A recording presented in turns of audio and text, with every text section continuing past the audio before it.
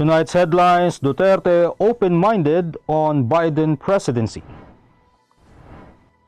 Philippines backs Chinese candidate for ICJ post. Senators weigh in on new PNP chief. Coronavirus cases in the country now at 398,449. Senate passes child marriage bill on final reading. Throw of Ulysses to affect Bicol and Eastern Visayas. PSEI trading ends flat. And peso marks 4-year high as market cheers Biden victory. Good evening. Today is Monday, November 9, 2020. I am Elmer Navarro Manuel and this is Tribune News on Q. Here are the stories for this evening.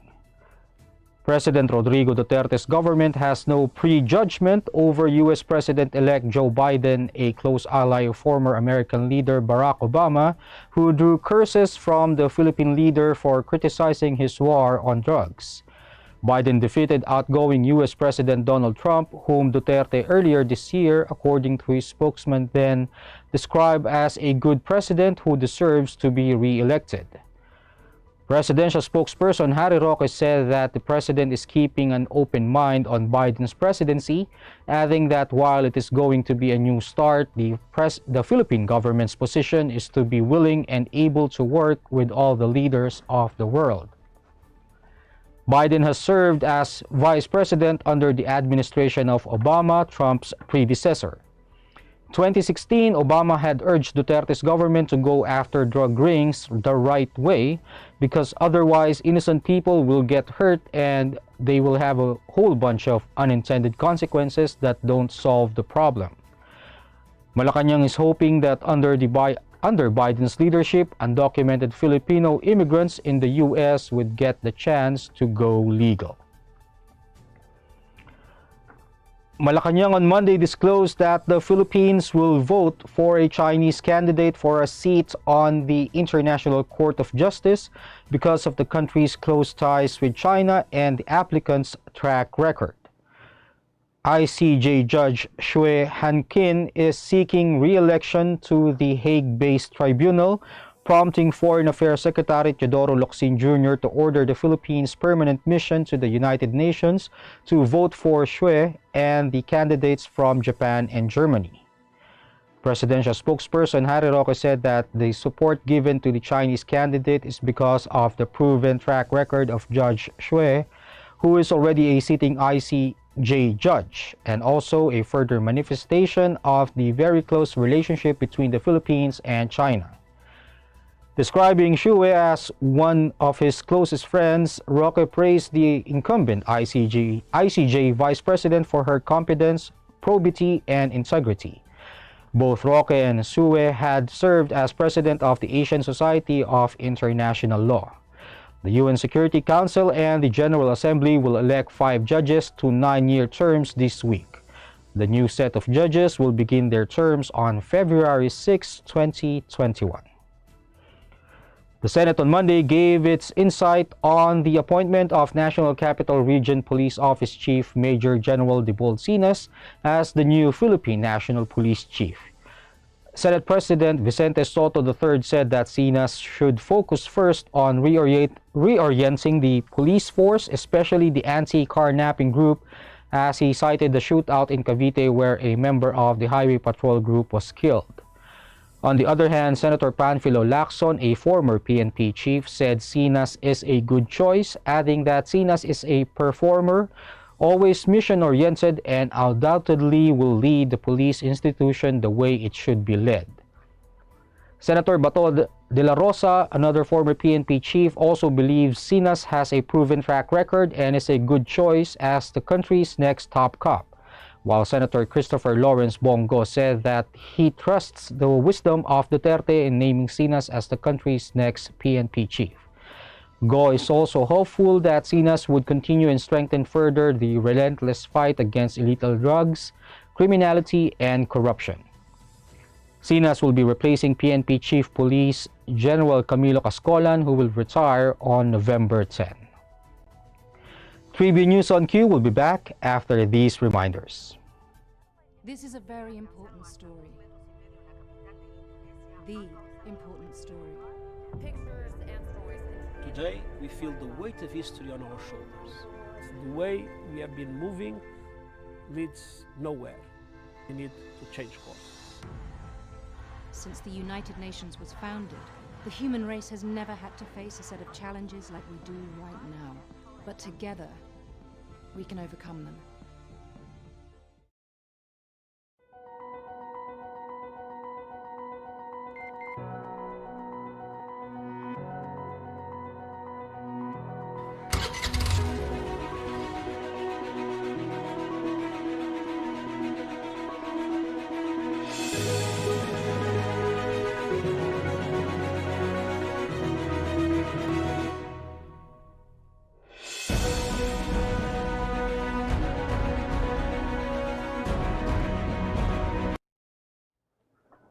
The Department of Health reported 2,058 confirmed coronavirus disease cases on Monday that brought the total number of infections in the country to 398,449. The 5 areas with the highest number of new cases were Rizal with 103, Davao City with 81, Maguindanao with 81, Quezon City with 77, and Cavite with 76. The number of recoveries, on the other hand, rose to 361,784 after 182 patients recovered from the deadly disease, while the death toll is now at 7,674 following 108 fatalities recorded. The remaining 29,018 are active cases undergoing treatment or quarantine, 82.7% of which are mild, 9.4% are asymptomatic, 2.8% are severe, and 5% are in critical condition. Vaccine Czar Secretary Carlito Galvez Jr. earlier said that the bulk of COVID-19 vaccines will not arrive in the Philippines until the end of 2021 or early 2022. Worldwide, the number of coronavirus cases has passed 50 million according to the Johns Hopkins University tracker, which showed that the US, India, and Brazil have the highest figures. In other news, the Senate has unanimously approved on final reading a bill seeking to declare child marriage illegal in the Philippines. Voting 21-0, the Senate has passed Senate Bill numbers 1373, where it states that any marriage entered into, whether solemnized in civil or church proceedings or any in recognized traditional, cultural, or customary manner by one or two parties who are below 18 years old, is considered a child marriage. A penalty of prisión mayor in the medium period and a fine of at least 40,000 pesos shall be meted out against anyone who would arrange or facilitate child marriage in the country. A higher penalty of prisión mayor in its maximum period and a fine of at least 50,000 pesos shall be imposed if the perpetrator is an ascendant, step-parent, or guardian of the minor. Those who officiate child marriages shall also be penalized with prisión mayor in its medium period and a fine of not less than 40,000 pesos. Under the proposed law, the Department of Social Welfare and Development is mandated to formulate culturally appropriate programs and services together with other concerned agencies, civil service organizations, and non-governmental organizations to prevent and eventually end the practice of child marriage in the country. State Weather Bureau Pagasa announced on Monday that the trough of Tropical Storm Ulysses is expected to bring cloudy skies with scattered rain showers and thunderstorms over the Bicol region, eastern Visayas, and Quezon. In its 24-hour forecast, the Weather Bureau said Ulysses was located 575 kilometers east of Borongan, eastern Samar at 3 p.m., with maximum sustained winds of 65 kilometers per hour near the center and gustiness of up to 80 kilometers per hour. It is moving northwestward at 15 kilometers per hour.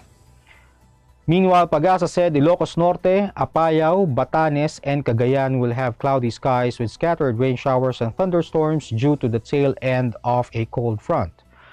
Pag-asa advised affected residents to prepare for possible flash floods and landslides during moderate to at times heavy rains. Partly cloudy to cloudy skies with isolated rain showers will also prevail over Metro Manila and the rest of the country due to localized thunderstorms. Flash floods and landslides are also possible in these areas during severe thunderstorms, according to Pag-asa, while moderate to strong winds and moderate to rough coastal water conditions will prevail over northern Luzon and the eastern section of central and southern Luzon and of Visayas. Sunrise is at 5:54 a.m. and sunset will be at 5:25 p.m. We'll pause for a short break. Stay with us.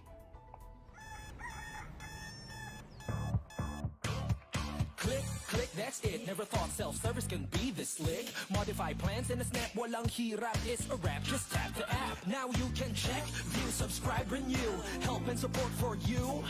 Out with the ring apps are the in thing, you know what to do. Globe at home and Globe One, all in the Globe app na yan. Self-service and easy to use, mas okay tayo dyan. Globe at home and Globe One, all in the Globe app na yan. Instant response, no hold time pa, wala nang hintayan. Download Globe at Home and Globe One app, all in the Globe app na yan. Download the Globe One and Globe at Home apps from Google Play Store and Apple App Store now. Download Globe at Home and Globe One app, all in the Globe app na yan.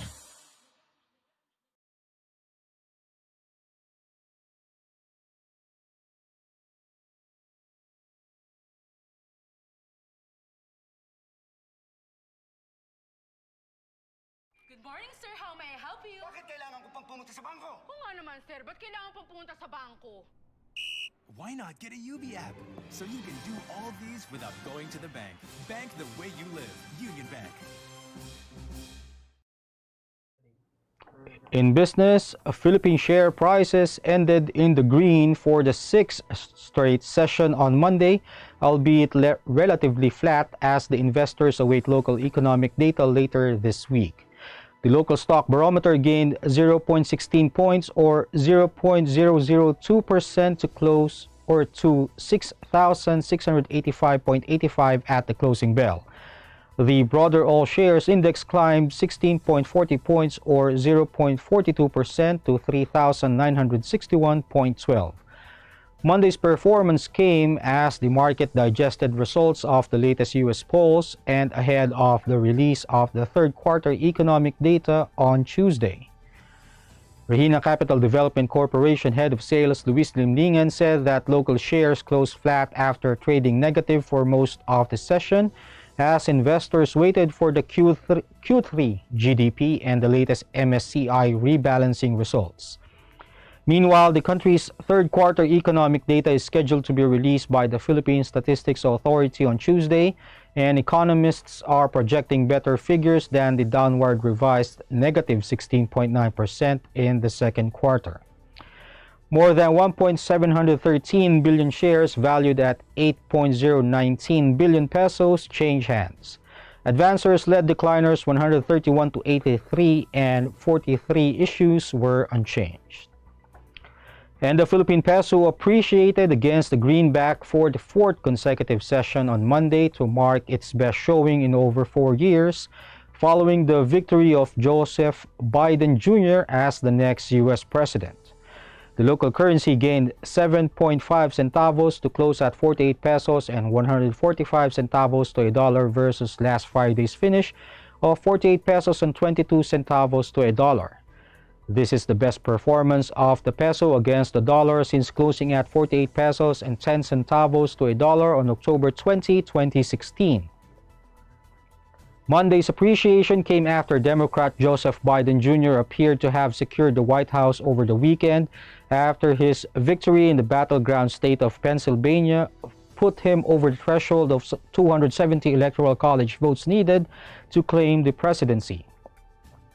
Rizal Commercial Banking Corporation Chief Economist Michael Ricafort said that Biden's victory as next U.S. president is seen as generally favorable to Asia, such as the Philippines, with the expected easing of the US-China trade war. Ricofort added that the results of the latest polls led to hefty gains in the local and global stock markets, resulting in a weaker US dollar versus major currencies, which fell to two-month lows. President Rodrigo Duterte and Vice President Maria Leni Robredo earlier congratulated the incoming US President. That wraps up these stories tonight. Catch the latest news on our website, tribune.net.ph, and follow us on Facebook, Twitter, and Instagram. You can also subscribe to our YouTube channel, Tribune Now. The Daily Tribune is one with the nation in facing the COVID-19 crisis, and in line with this, the Daily Tribune Digital Edition and Press Reader is now available for free online. You can also download the Daily Tribune app on Apple Store or Google Play to get the latest and most comprehensive news online. Daily Tribune is also inviting everyone to join its community Viber Katribu to get updates on the freshest and hottest news and entertainment stories of the day. Tarcito emoticons are also available on our community Viber. Just visit the sticker store on Viber and search for Katribu. And before we go, we would like to thank the SM store for my shirt and jacket this evening. Again, this is Elmer Navarro Manuel and you're watching Tribune News on Q.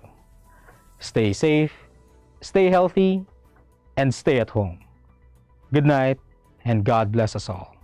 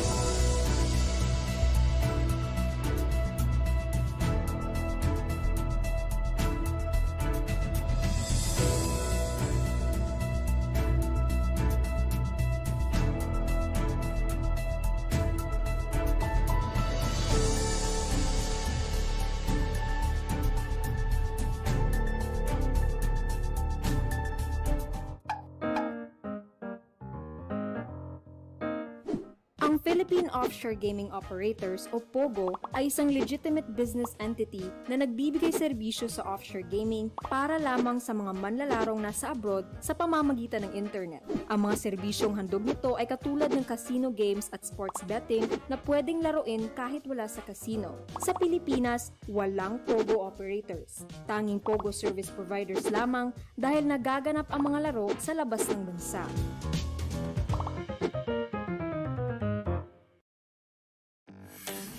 Araneta City, home to the country's first indoor shopping mall, the world's original Thrilla, and the first ever Bini Bini pageant. Now a place for your first win, your first catch, your first home, your first big break, your first date, and even your first love. Araneta City, the city of firsts. Bilang bagong mag-asawa, sabay kaming natututo sa buhay. Sabay rin namin inaaral ng mga bayarin sa bahay. Kahit kami, nagtaka sa biglang laki ng electricity bill namin. Huwag pong mangambang maputulan. Sinisigurado ng Meralco na walang disconnection hanggang September. Estimated bills lang ang natanggap natin ng March, April, at para sa ilan, May. Dahil sa lockdown, isang tabi to para hindi na maguluhan. Ang May o June ay actual meter reading na. Kung May nagka-actual reading, ibabawas dito ang huling reading bago mag-ECQ. Yan lang po ang ating babayaran hanggang 3 buwang konsumo. Kung estimated reading sa May at June nagka-actual reading, Ibabawas din dito ang huling reading bago mag-ECQ. Yan lang po ang ating babayaran. Hanggang 4 na buwang konsumo, walang labis. Tandaan, kung ano lang na konsumo, Yun lang ang babayaran. ako po si Mateo G. At ako naman po si Sarah G. G? G!